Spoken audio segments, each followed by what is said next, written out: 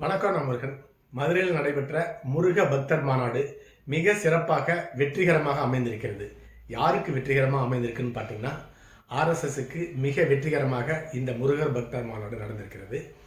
இது ஒரு அரசியல் மாநாடு அப்படின்னு தமிழகத்தில் உள்ள கடவுள் பக்தியாளர்களுக்கு தெரியக்கூடாதுன்னு மிக பாதுகாப்பாக, மிக சரியாக திட்டமிட்டு காய் நகர்த்திருக்கிறாங்க. அதில் அவர்கள் வெற்றியும் பெற்றிருக்கிறார்கள். இது முழுமையான முருகர் பக்தர் மாநாடு, முருகர் கடவுள் மாநாடு அப்படிங்கிற நெரேட்டிவை கரெக்டாக செட் பண்ணியிருக்காங்க. இந்த மாநாட்டில் 1,00,000க்கும் மேற்பட்ட முருக பக்தர்கள், அதாவது அப்பாவிகள் கலந்து கொண்டிருக்கிறார்கள். இதை டிவியில் பல லட்சம் அப்பாவிகள் முருக பக்தர்கள் பார்த்து தங்களை தாங்களே பெருமைப்படுத்தி கொண்டிருக்கிறார்கள். அதாவது இந்து முன்னணியினர் முருகர் மீது இருக்கிற மிகப்பெரிய பற்றாக இந்த மாநாட்டை டிவியில் பார்த்த லட்சக்கணக்கான மக்கள் கருதுகிறார்கள். அடுத்ததாக இந்த மாநாட்டில் அறுபடை வீடு, முருகனுடைய அறுபடை வீடை குறிக்கும் வகையில் 6 தீர்மானங்கள் நிறைவேற்றப்பட்டிருக்கிறது. அந்த 6 தீர்மானத்தில் மிக முக்கியமான தீர்மானம் என்னன்னு கேட்டிங்கன்னா, திருப்பரங்குன்றத்தில் தீபம் ஏற்றப்பட வேண்டும். அதே போலவே திருப்பரங்குன்றத்தில் ஆடு கோழி வெட்டுவதற்கு தடை விதிக்க வேண்டும். அடுத்ததாக பகல்காம் தாக்குதலுக்கு எதிர் தாக்குதல் நடத்திய பிரதமர் மோடி அவர்களுக்கு நன்றி தெரிவிக்க வேண்டும். அதைவிட எல்லாவற்றையும் விட மிக முக்கியமான தீர்மானம், இந்துக்களுடைய ஓட்டு சிந்தாமல் சிதறாமல் 2026 சட்டமன்ற தேர்தலுக்கு ஓட்டாக சேர வேண்டும். எந்த கட்சிக்கு ஓட்டாக சேரணும்னு சொல்ல மாட்டாங்க, சொல்லவும் கூடாது. அதுதான் புதிய இந்து முன்னணிக்கு தான் இந்த ஓட்டுக்கெல்லாம் போய் சேரப்படுகிறது. அதன் மூலமாக பாரதிய ஜனதா கட்சியின் கூட்டணிக்கு போக போகிறது. அந்த நெரேட்டிவை கரெக்டாக செட் பண்ணி வெற்றி பெற்றிருக்கிறார்கள் இந்து முன்னணியினர். இந்த இடத்துல அண்ணா திராவிட முன்னேற்ற கழகம் மிகப்பெரிய தோல்வி அடைந்திருக்கிறார்கள். அண்ணா திராவிட முன்னேற்ற கழகம் மிகப்பெரிய தோல்வின்னு சொல்ல தேவையில்லை. ஏன்னு கேட்டிங்கன்னா, அவங்க கூட்டணியில் இருக்காங்க, அடுத்ததாக அவங்க ஆட்சியில் இல்லை. ஆனால் திராவிட முன்னேற்ற கழகம் தான் தற்பொழுது ஆட்சி நடத்தி கொண்டிருக்கிறது. இந்த மாநாட்டை எப்படியெல்லாம்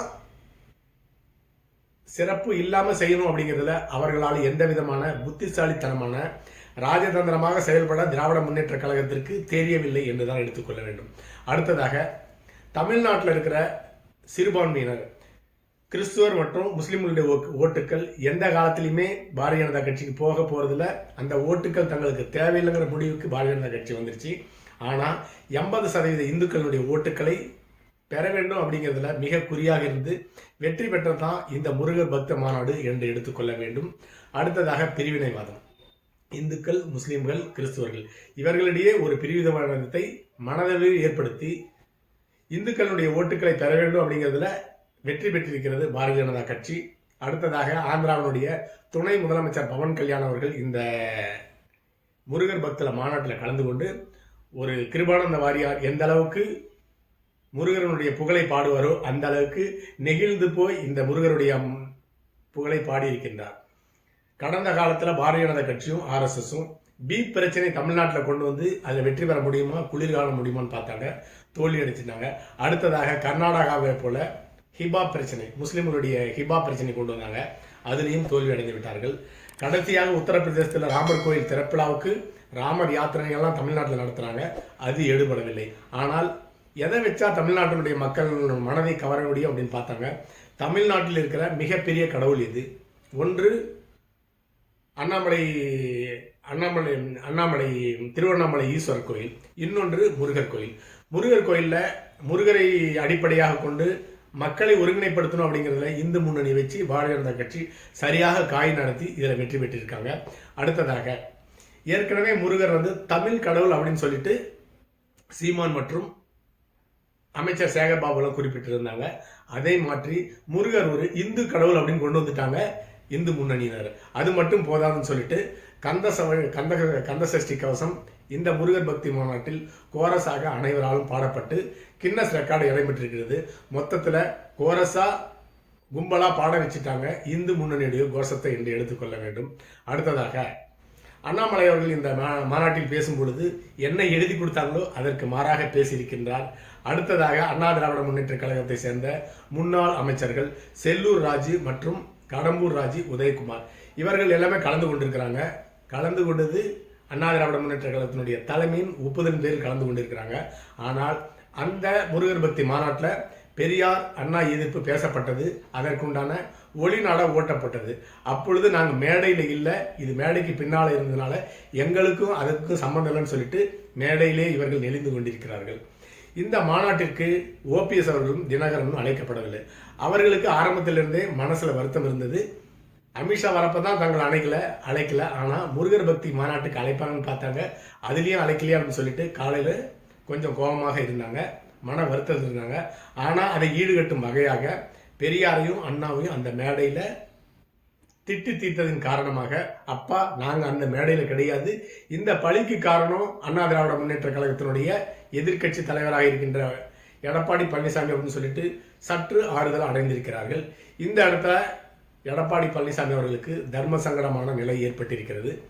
இந்த முருகர் பக்தி மாநாடு அப்படிங்கிறது ஆர்எஸ்எஸ்க்கும் பாரதிய ஜனதா கட்சிக்கும் கிடைத்த ஒரு வெற்றி என்று எடுத்துக்கொள்ள வேண்டும். இந்த மாநாடு முழுமையாக பாரதிய ஜனதா கட்சி மாநாடு இல்லை, அரசியல் மாநாடு இல்லை அப்படிங்கிறத மிக தெளிவாக கட்டமைத்திருக்கிறார்கள் பாரதிய ஜனதா கட்சி, இந்து முன்னணியினர், பாரதிய ஜனதா கட்சியினர். அதுக்கு உதாரணம் தான் உத்தரப்பிரதேசனுடைய முதலமைச்சர் யோகி ஆதித்யநாத் அவர்கள் வருவது, பங்கு கொள்வது கடைசி நேரத்தில் தவிர்க்கப்பட்டது.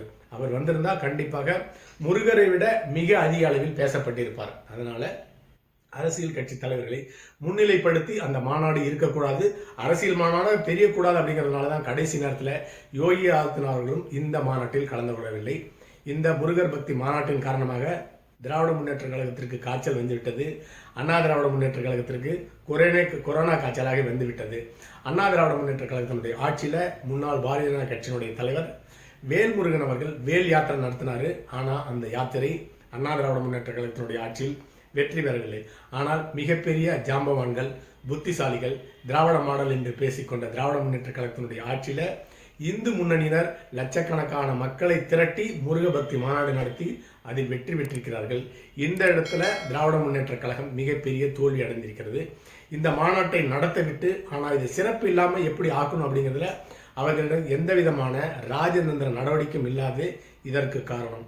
அடுத்ததாக இந்த முருக பக்தி மாநாட்டில் கோயிலில் சாமி கும்பிட்டு வந்த திருமாவளவர்கள் விபூதி அளிச்சிருக்கிறாரு.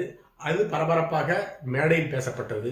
அதன் மூலமாக சிறுபான்மையினுடைய வாக்குகளை பெறுவதிலையும் இந்த இந்து முன்னணி வெற்றி பெற்றிருக்கிறது என்று தான் எடுத்துக்கொள்ள வேண்டும்.